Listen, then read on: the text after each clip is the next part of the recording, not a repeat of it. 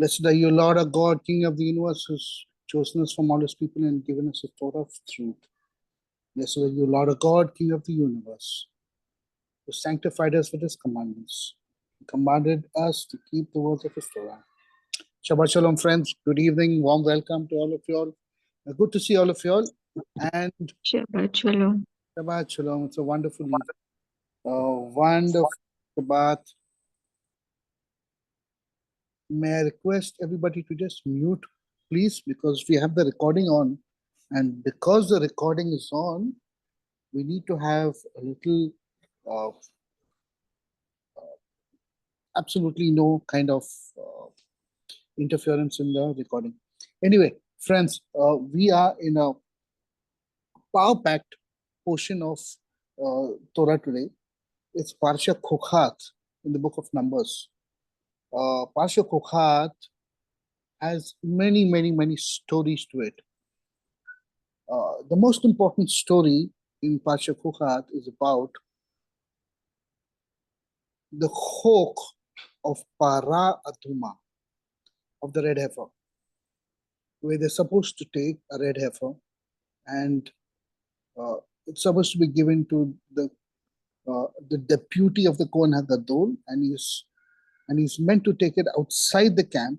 And when it says outside the camp, it means outside even the children of Israel. That means really outside the encampments, outside into the wilderness. And there he's supposed to slaughter, or someone has to slaughter this perfectly red cow, which has never had an awl on it, okay, never had a harness on it, never had a yoke ever put on it, and it's supposed to be perfectly red cow, and it's slaughtered, it's put on the wood with hyssop and whatever is supposed to be added to it, and the entire thing is burnt with the skin, with the dung, with everything is burnt. The ashes are holy, and the ashes are kept for a specific purpose, because those ashes are used in the Mishkan and even in the temple in later times to be added to the water of purification. And this water purification was used to purify the vessels in the Beit HaMikdash, and people who've undergone, who are found tame, impure, because of closeness or touching or participating in a burial of a human dead body. And it's very interesting because when this Chukat is mentioned, it comes on the heels of, in fact, it's mentioned first, and then we see that Miriam dies. And then later on in the Parsha, even Aaron dies in Hor Hadim. And so before they die, the chok has been given to the children of Israel. Now this word chok is different from the word siva. Siva are commandments. Chok are statutes. Mishpat are judgments. And I want everybody to understand the difference between these three. These are three different levels of where people tend to get confused with scripture and the Bible. So, to reiterate, a tzivah, from where we get the word mitzvot, okay, mitzvah, is a commandment that God commanded, tzav, mitzvah, to go and to do something. And this mitzvah can be at the spur of a moment. It can be something that God asks you to do now for something, for a purpose, for somebody. You just have to follow it and be obedient, and that's siva. A chok entails something that has to be done in perpetuity. What is it? In perpetuity. So, for example, it's saying, just be good to everybody, be kind. It's a mitzvah. It's a mitzvah to be kind, to do charity, okay, to be kind to a human being, to an animal, to environment. Those are mitzvahs because you are following the simple instruction of God, and it's general in its application. That's a mitzvah. But the chok is something very specific that that lasts in perpetuity. So that's a chok. It cannot be moved. It is an established thing. Uh, if you and me want to put what a chok is in our understanding, if you and me look at let's say, in our lives and in our congregations, in our churches, what is a chok? What would you categorize a chok? A chok is something like when a child is born and there's a dedication that happens. That's a chok. Every child must be dedicated. And every child, when he reaches 12 or 13 or whatever that age, the congregation gets together and says, okay, this child now must receive his Holy Communion, right? So he has to go through a process of preparation, and every child must, girl and boy both. Okay, that's a chok. Whereas instructing the child, be good, follow God, do the right things, all those things, those are mitzvahs.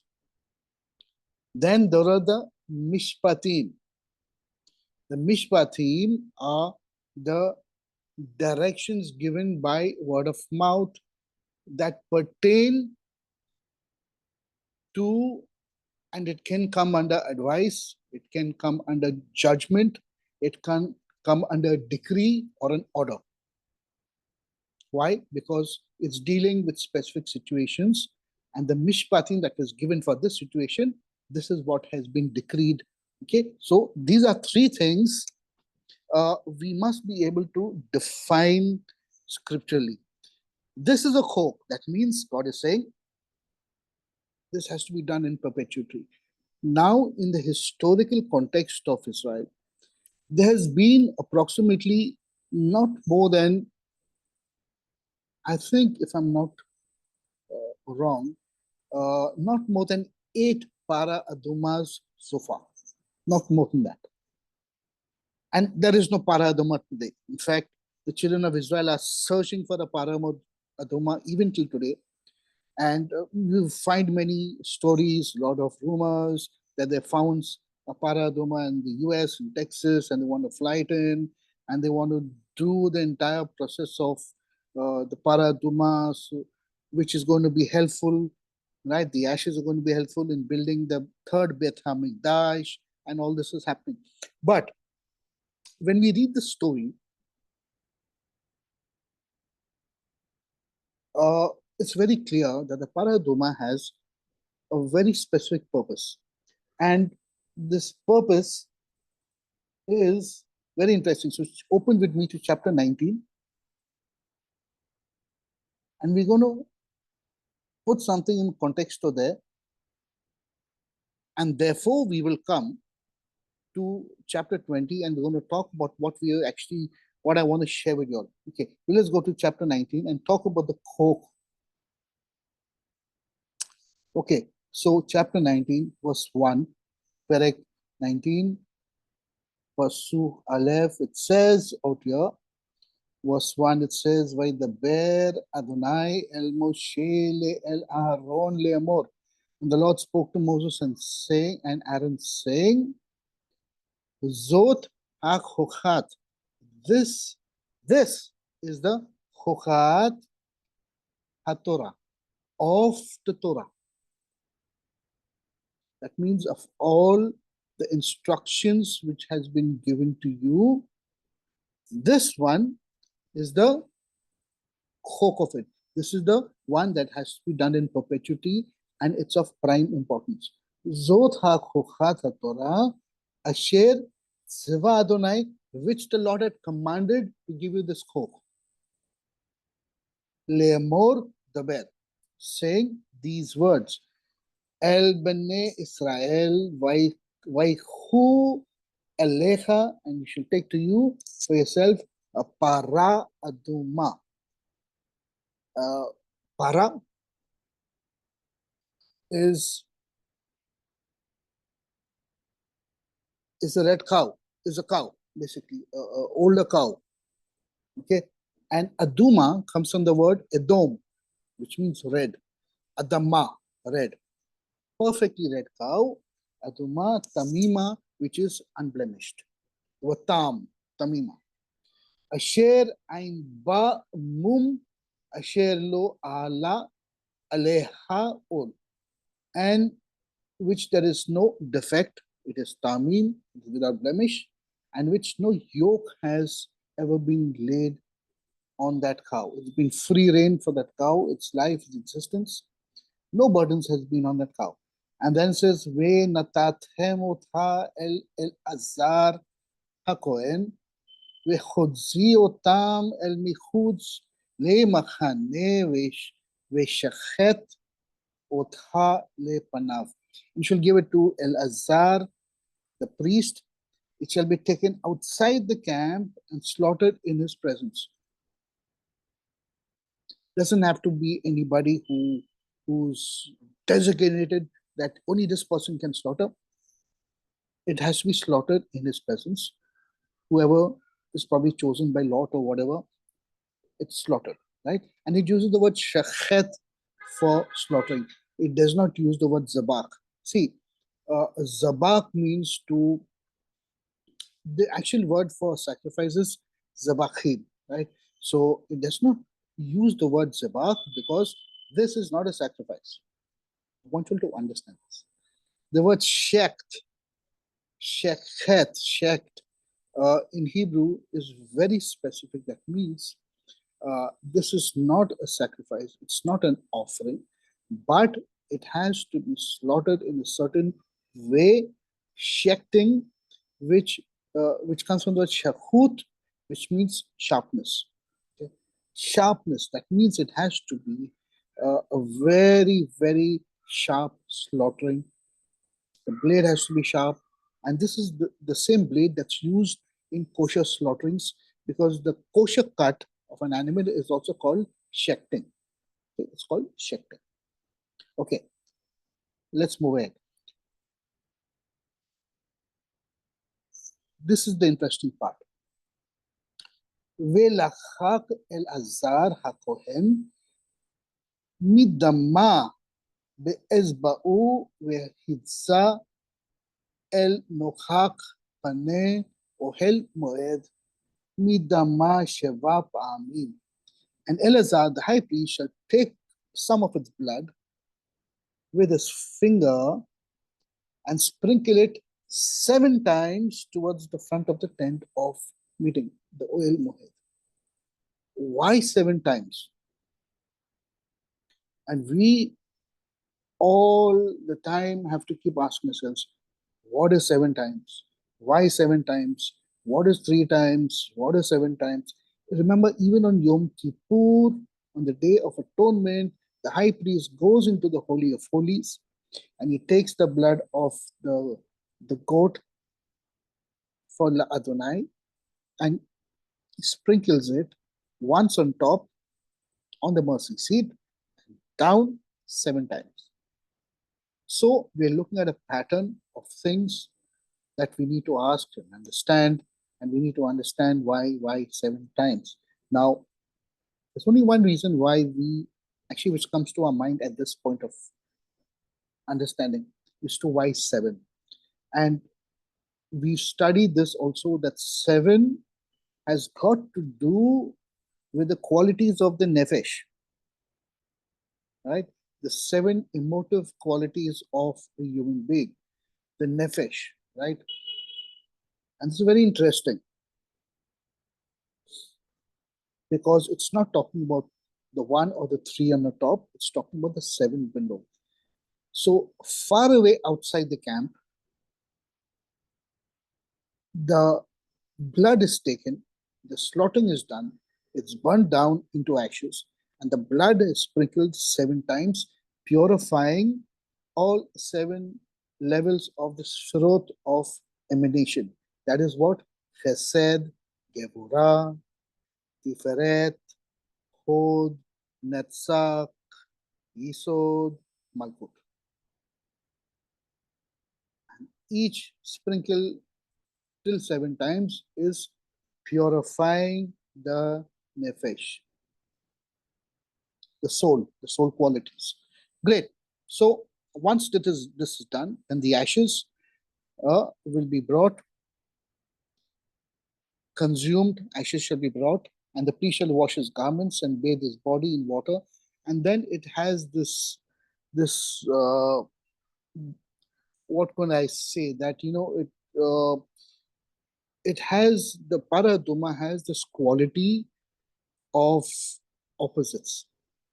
So anybody who touches it becomes impure, whereas if it falls on anybody, the ashes is placed on somebody, it has the quality of purifying, whereas it has the quality of making someone tame also.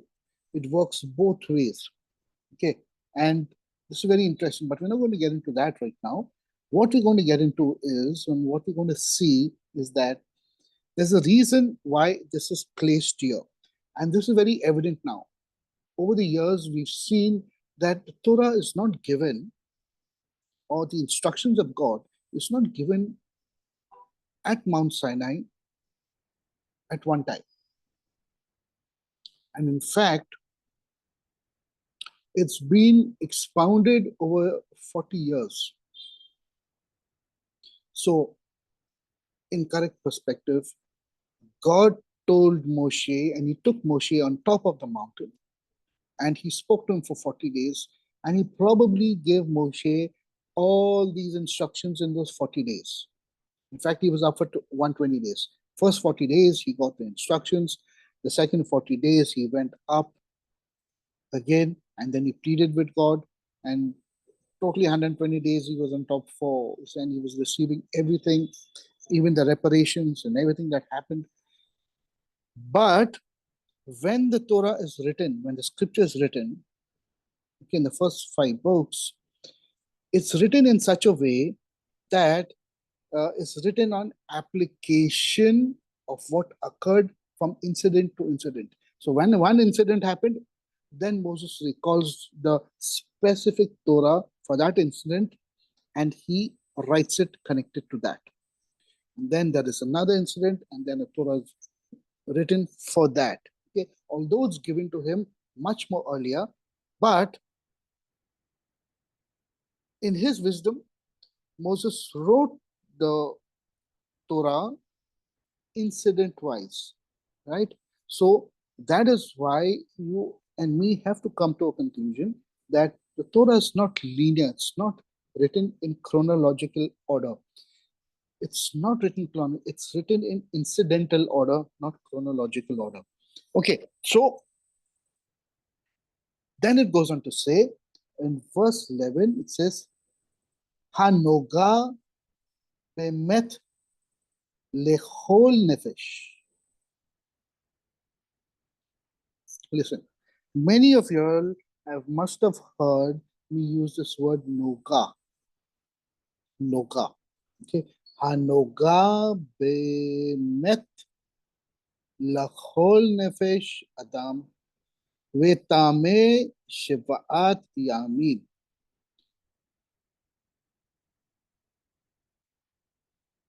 But before that, it says, the one who gathers up the ashes of the cow shall also wash those clothes and be impure until evening.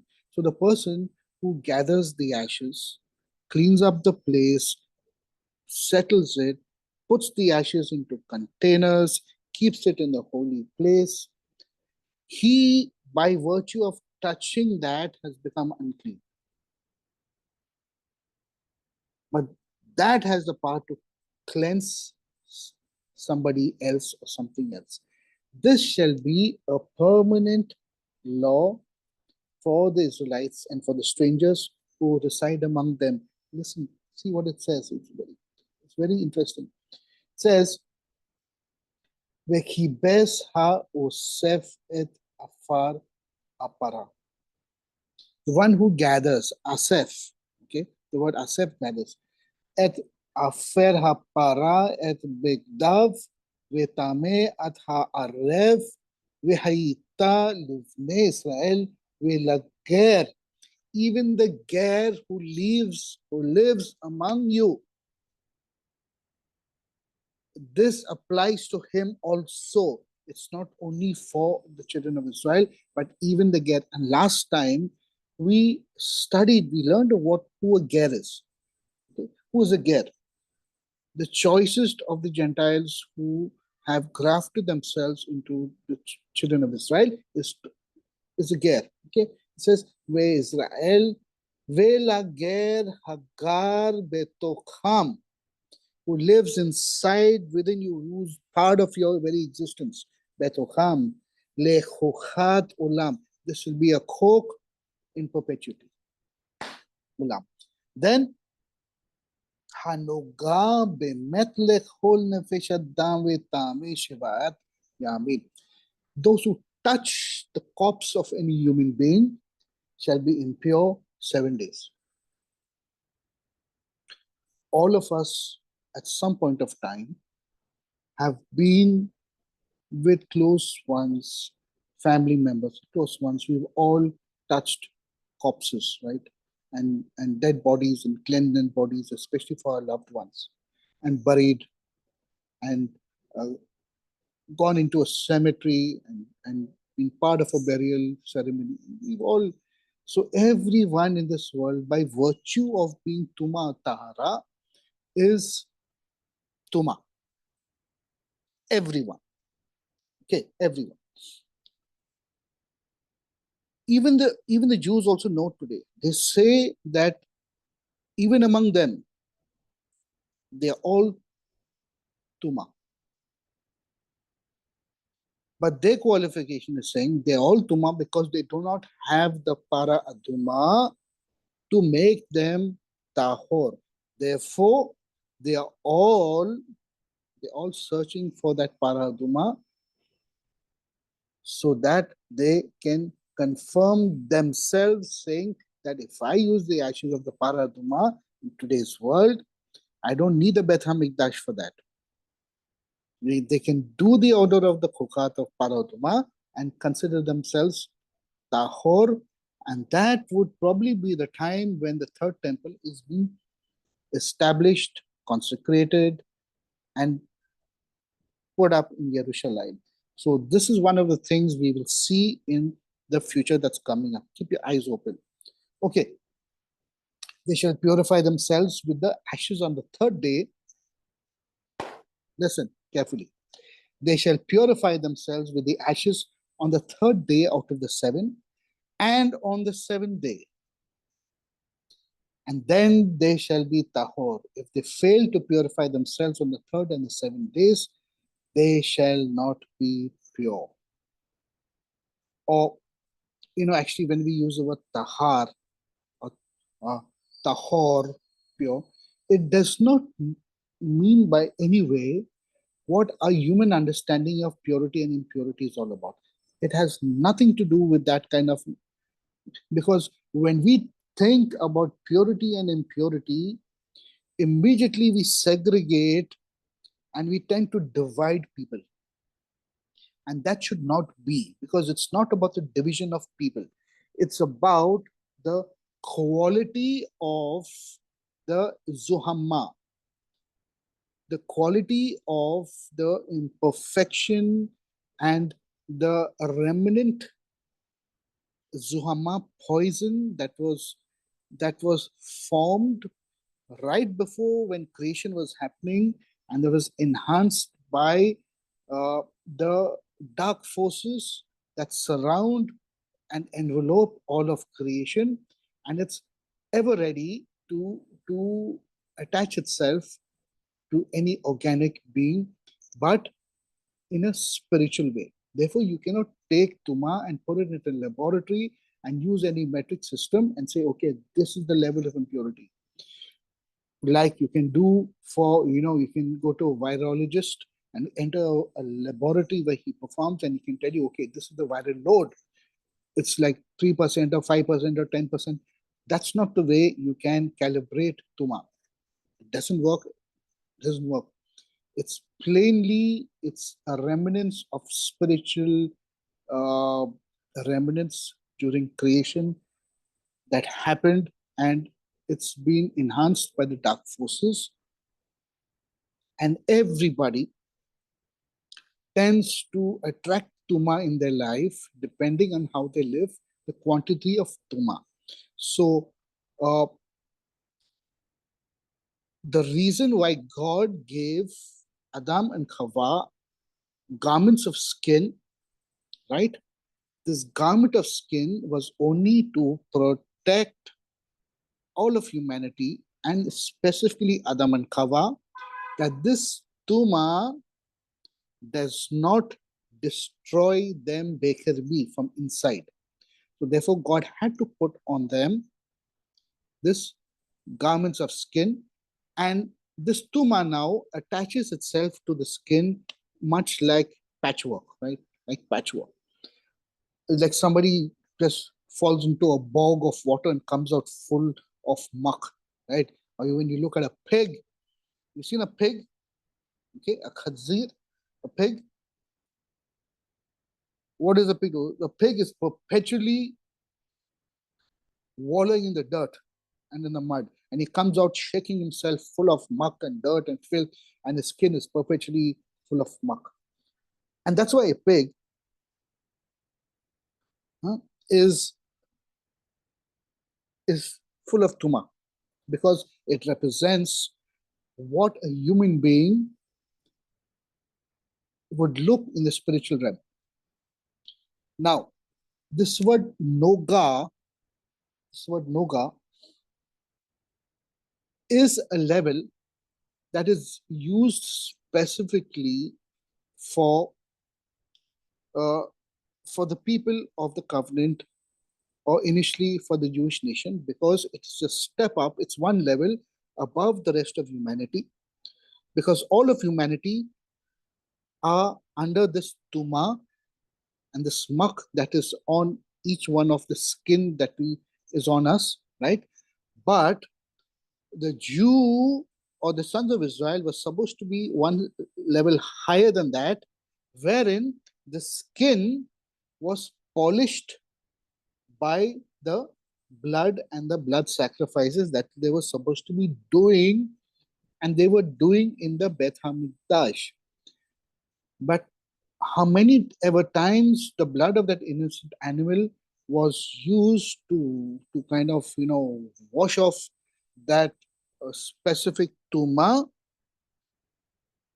the people were weak enough to do something worse the next day. So there was no permanent solution to getting rid of this tuma until obviously when Yeshua came and he offered himself up, and his precious blood now is the power that we need to actually wash that muck and the tuma off our skin, because it has the power to sustain that level of cleanliness.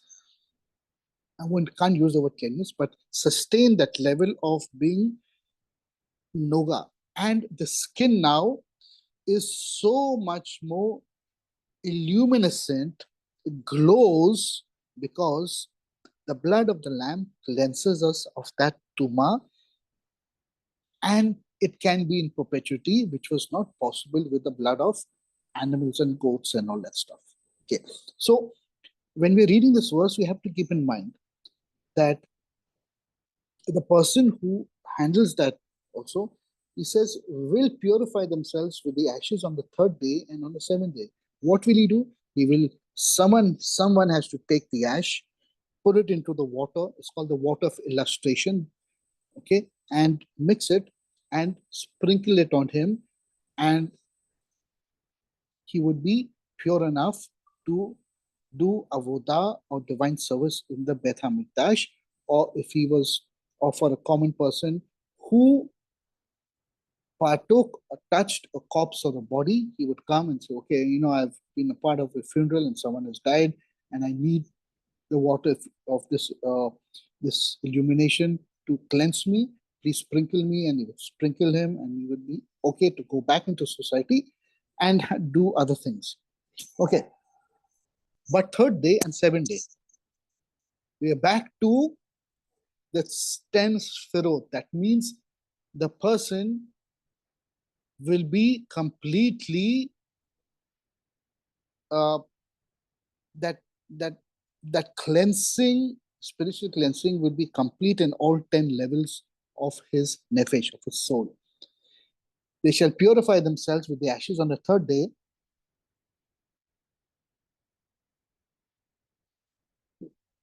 See, it says, who ye yit bo, and he who, the word khatat is sin, right? Would sin inside by Yom Hashlishi in the third day, u by Yom Hashivai, and the seventh day, itahar ve imlo, he will be clean. Eat khatta by Yom Hashlishi, who by Yom Hashivai lo itahar. If he's not, if he does it on the third and the seventh day, okay, all 10 levels of his soul is cleansed. If he does not do it, all 10 levels of his soul is not cleansed. Those who touch a corpse of a body of a person who has died and do not purify themselves, they defile the Lord's tabernacle. So this has two meanings. One is that if you are Tuma and you're carrying a load of Tame, okay, you just cannot go to the tabernacle of the Lord and start doing things out there. You're going to contaminate, spiritually contaminate the entire place where God's presence dwells. Or it has another meaning to it, that this body, as Rav Shaul says, is also the temple of the Lord. And if you're carrying the Tuma, and if you don't partake of that purification, then what's going to happen is that you're going to defile the Lord's tabernacle, this body. Those persons shall be cut off from Israel. It means they will be excised, they will be removed, they'll be removed completely. Since then it says, since the water of lustration was not sprinkled upon them. And see what it says out there. Look at the words it says.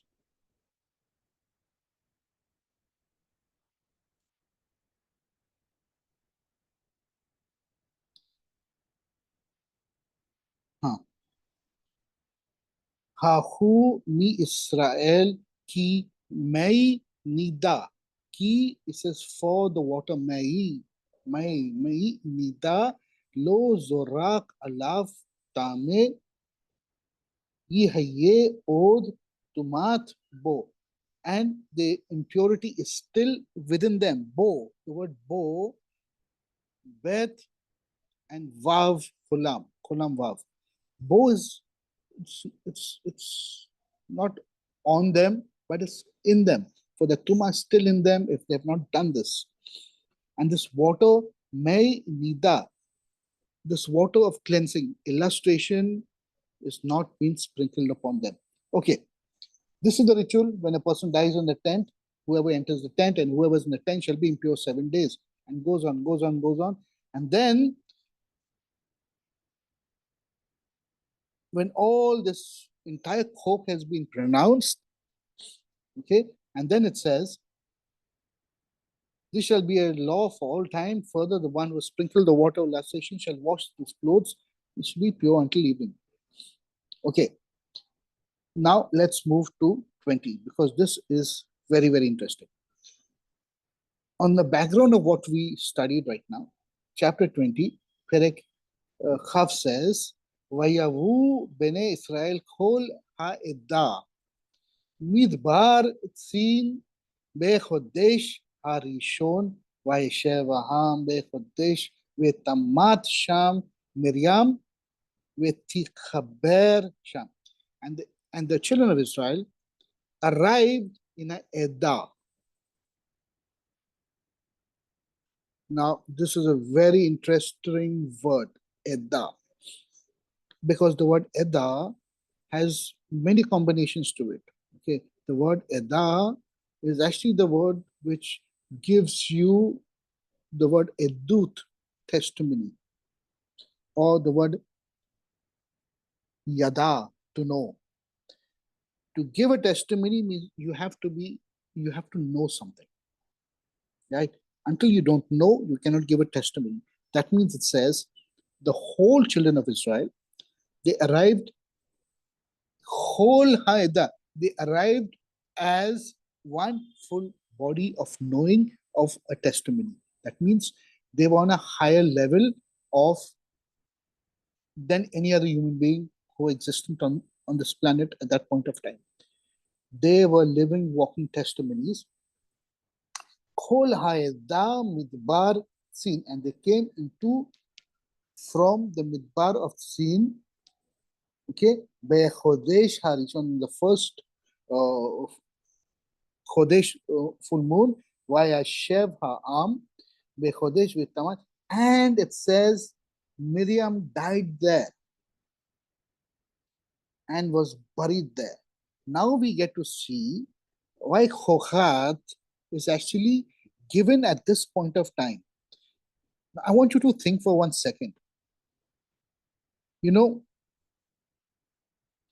a living person who is more spiritually inclined towards God, who has got more illumination from the Spirit of God, who's more closer to God, who's more holy, who's more, what do I say, more sanctified as a person, whose vessel has served God for years and was a holy vessel.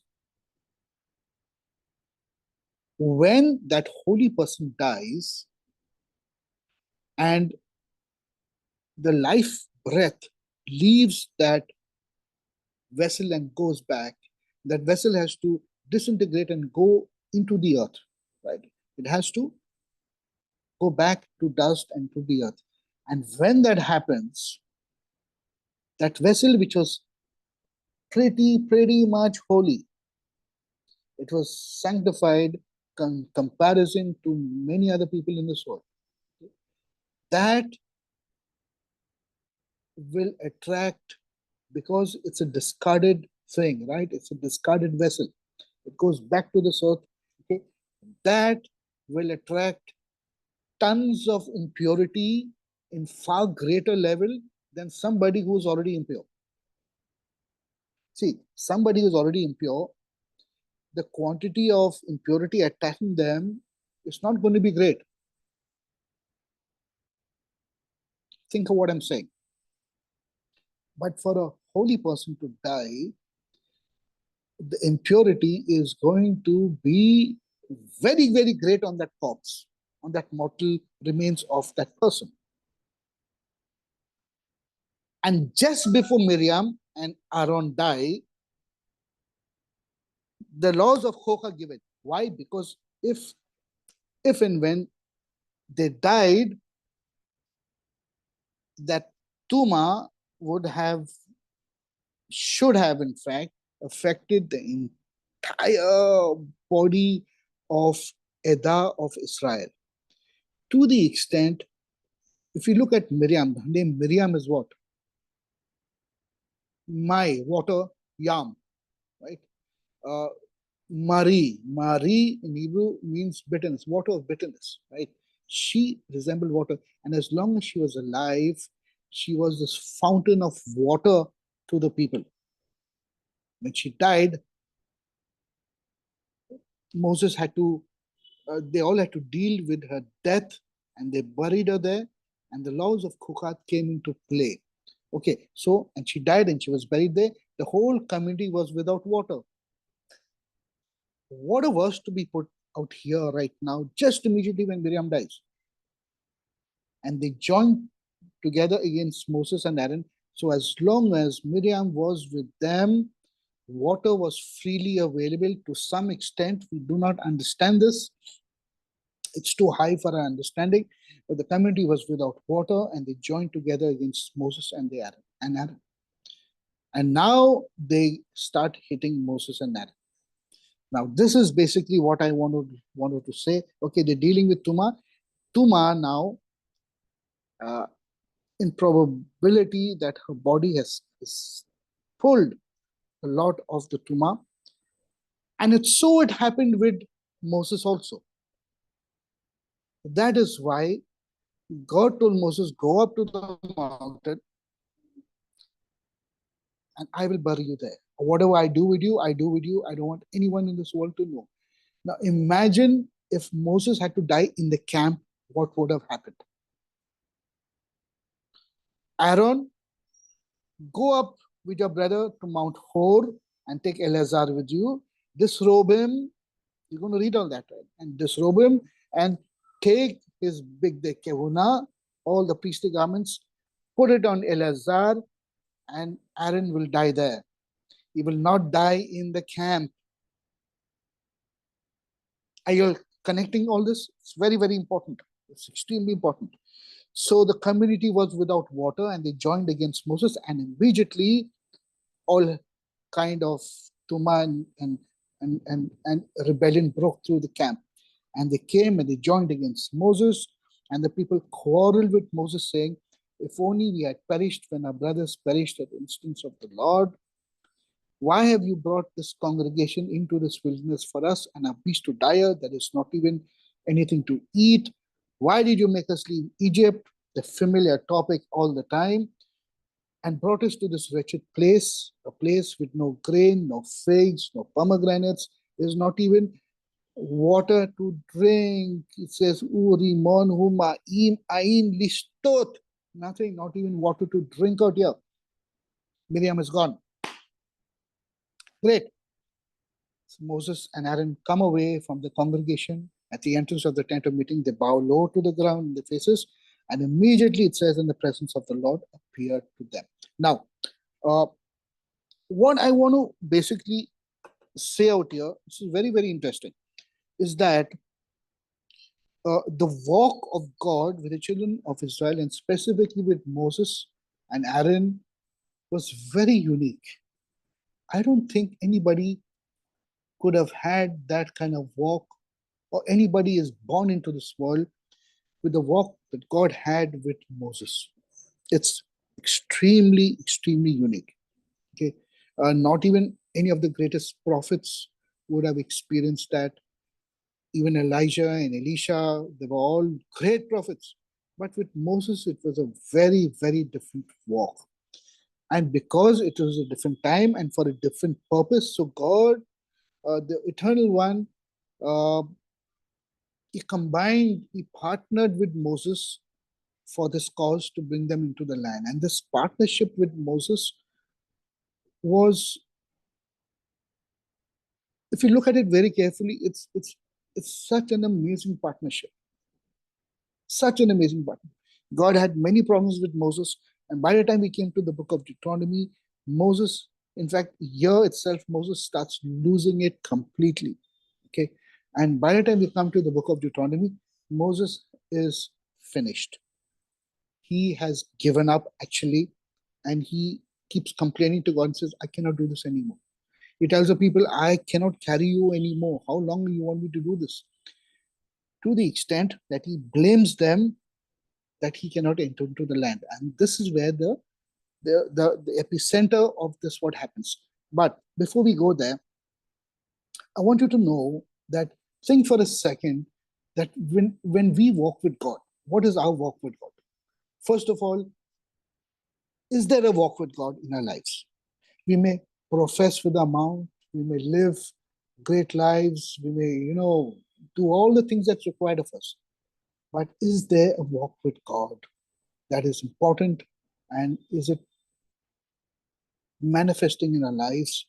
That's the essential question. If there is a walk with God, then I tell you, we cannot afford even 1 second of lapse of mentality like what happened to Moses. Not even 1 second. What was the issue?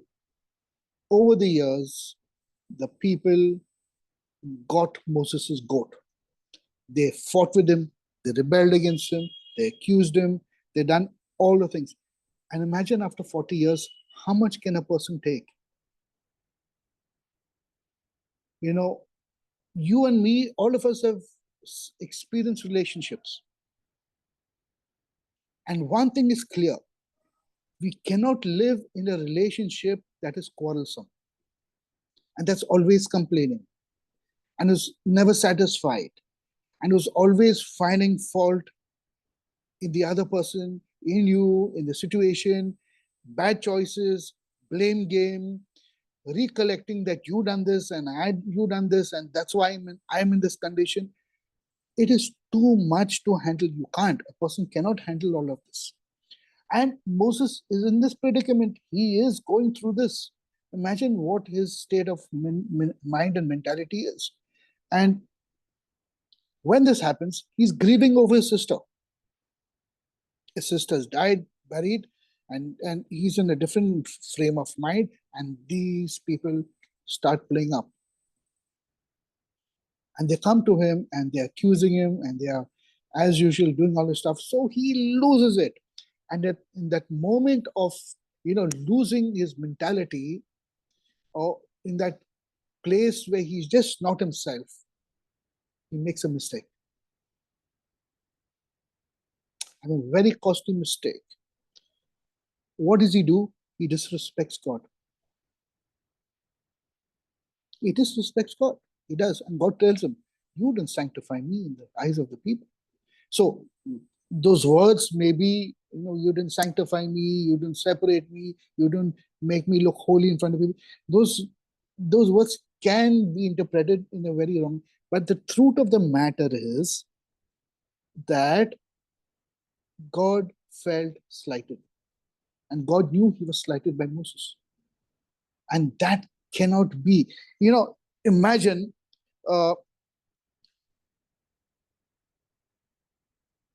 you are in a meeting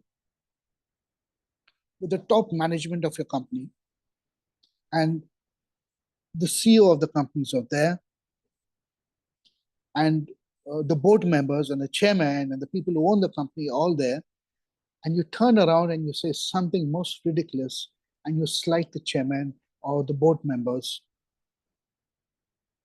and you do something that's insulting, or may not, because of your state of mind, you just do something. Do you think you're going to have a job in the next minute? It's not going to happen, friends. You can't. It's irreparable. It's irreparable. And if this can happen with a social structure in our world, that I can slight somebody, okay, and I can disrespect somebody, or I can refuse to listen to a certain commandment, and therefore everybody will turn and say, man, what are you doing? How can you do this? You know who he is. Do you have any idea who what have you done? You'll be like, man, what did I do? It's not going to go well. Because if you have made someone of importance small in front of everybody else once, then the full confidence and trust structure that is built, the company is built in, it's broken. You have to be removed out of that structure, and the structure has to be rebuilt without you. You're not going to have confidence of that management. You're definitely not going to have confidence of the top boss. It's never going to happen. It's exactly what happened with God. God told him to do something. And he goes, and in his mentality, he goes and he strikes the rock twice. And God said, what have you done, Moses? I told you to speak to the rock. You struck it twice. But did you think actually the striking was the problem? I don't think so. When I'm reading this verse, I don't think so. Let's read this and let's try and understand, okay, what actually is the problem that has happened out here.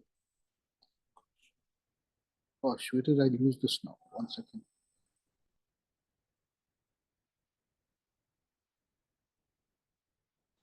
The problem is, let's read this. I think I lost the page, guys. Just give me a bit.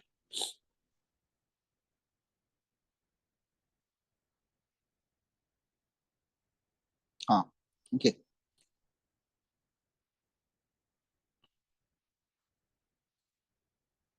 So God tells Moses, he says, Khak et hamathe. Take the staff, Mathe's staff. Remember, the staff has been with Moses all along, right from the first time God appeared to him at Sinai in the burning bush, and that rod is still with him. Okay, he says, "Chak, take, grab, grab, chak et hamate this staff, vehakahel,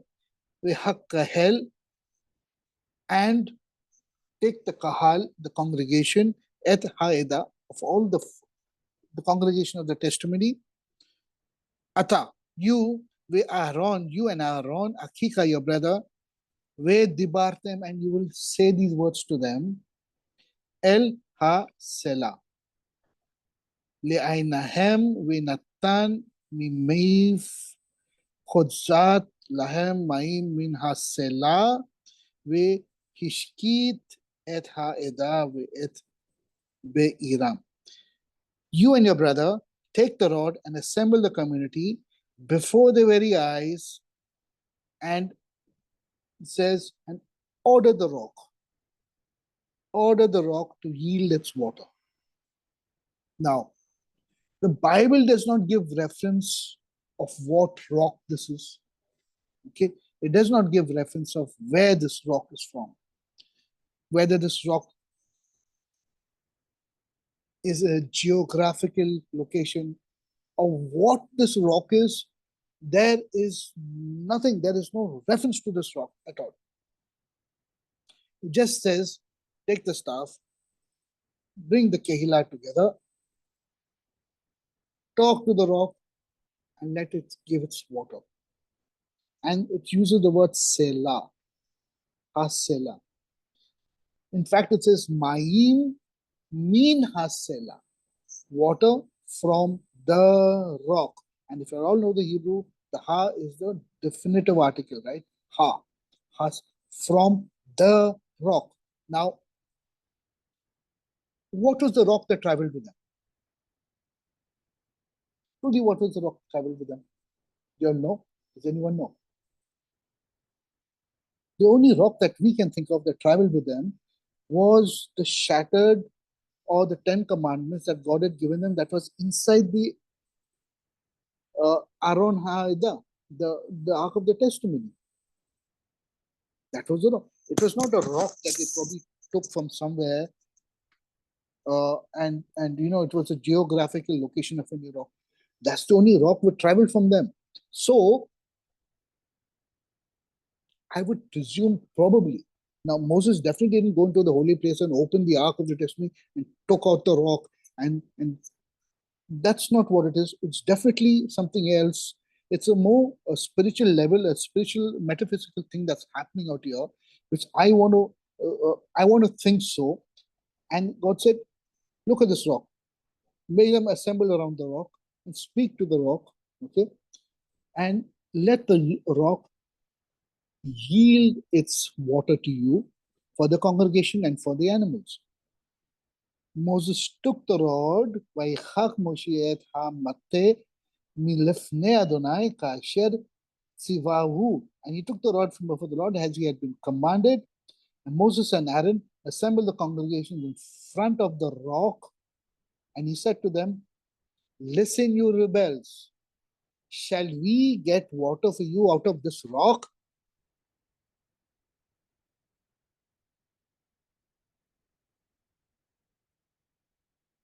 He is completely frustrated. He's lost it.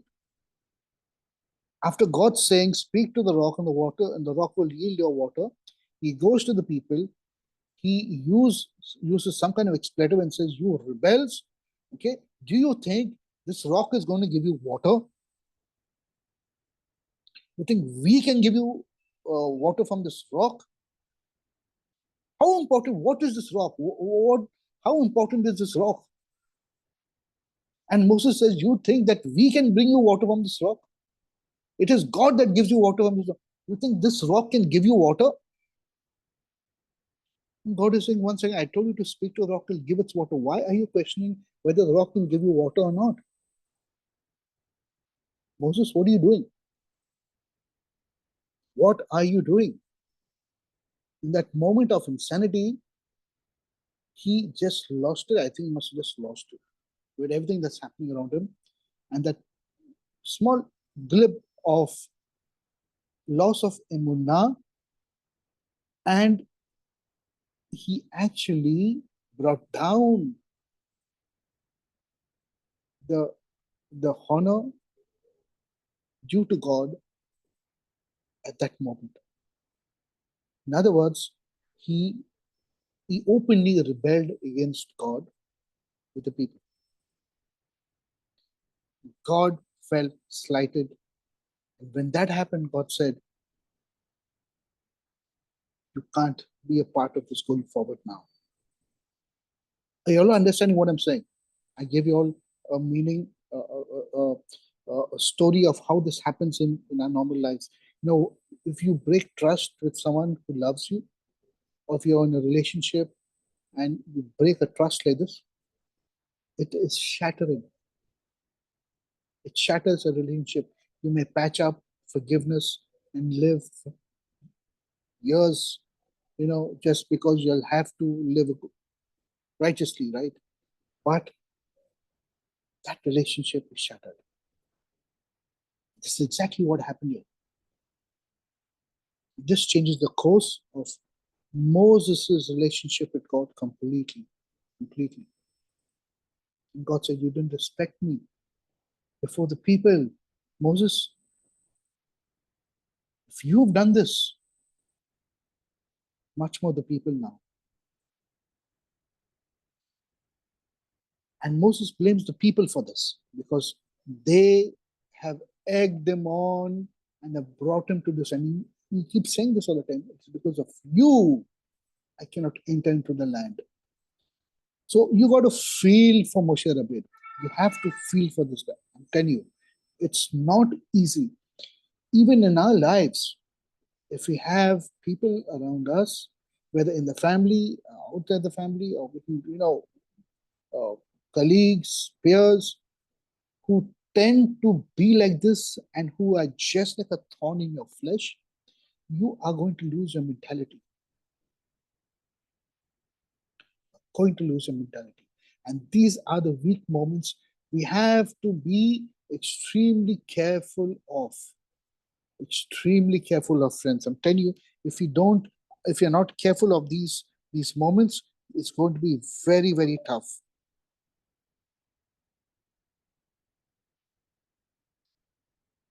Therefore, in our walk with God, if at all most of us do have, what is the honor and respect that we give God? The honor and respect does not come by attending a congregation, a kehillah, a church, or a convention every week and having praise and worship, partaking of communion, and that's not giving honor due to God. The honor due to Him is to give Him honor when it is due in the sight of everyone else. If we slip up there like Moses, I'm telling you, there are no second chances, friends. I'm telling you, there is no second chance. Why? Because you, as a clog in that chain of events, that chain, that link is broken. It has to be replaced. Simple as that. And when he says, listen, you rebels, shall we get water from you out of this rock? It sounds mocking. It sounds as if, do you think that God can, do you think this rock can actually give you water? How can Moses say something like this? out of all the great things that he has done. How can he say something like this? God says, you never believed in me? See what God says to him then. And Moses raised his hand and struck the rock twice with his rod. Out came. Why did he do it twice? Because the first time he must hit it, nothing must have come out. Instead, 1 second, and he hit it again, third, and then the water came out. And the community and the beast drank the water. But the Lord said to Moses, he says, Vayumer Adonai el Moshe, Vel Aharon, Yayan Loha A He Emanatem, and you did not keep faith, be with me. Le Hakadashenu, for the separation and the sanctification. In other words, you did not elevate me and give me that prime importance, that honor and that glory, that separate, the sanctification. In the eyes of the Bnei Israel. Today I'm Lord. If you can insult me, so can the people insult me also, Moses. Lachen, therefore, listen to this. Lo taveu et hakahal. Therefore, you will not come with this kahal, this hadze, this kahal, el haaretz, into the land, asher natati lahem, that I am giving to them. Because if you've done it here, you enter the land, you're going to do it again. And this cannot be. And twice can also symbolize the two temples that were destroyed, the first temple and the second temple, friends. It could also refer to that, the first temple and the second temple. Why did the first temple destroyed? Because of this violence and hatred and a whole lot of reasons. The second temple because of sinat kinam, mindless, baseless hatred and violence and thieving from each another. It's the same thing.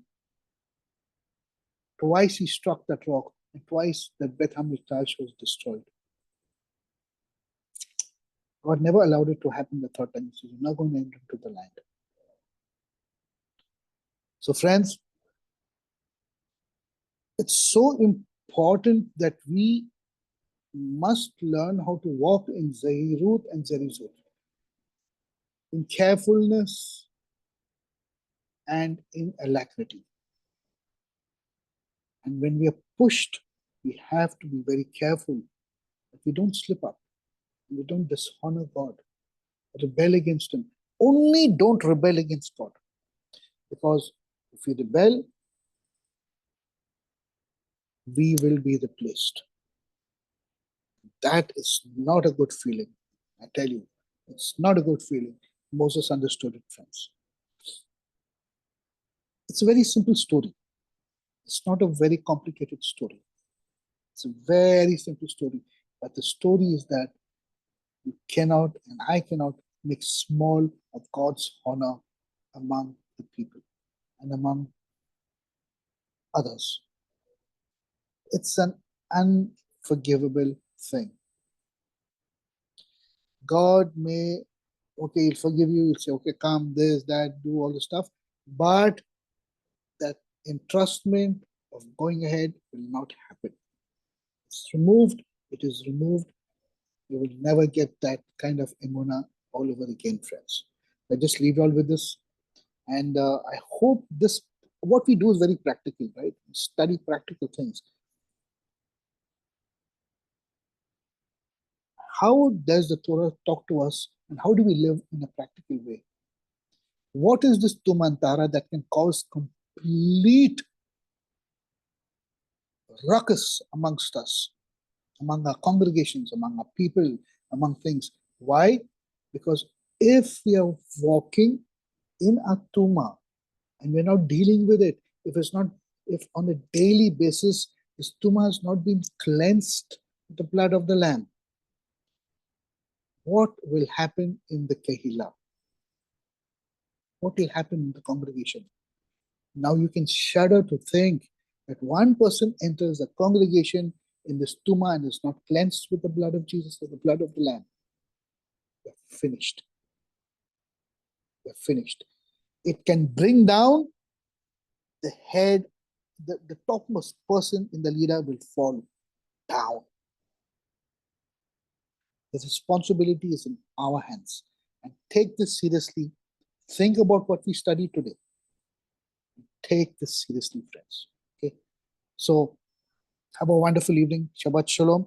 Tomorrow I'm traveling very, very early morning to Bombay to meet my brother and be with him for 2 days. I've not seen him for 3 months almost. So I would log in, but doctor, could you just have normal praise and worship tomorrow?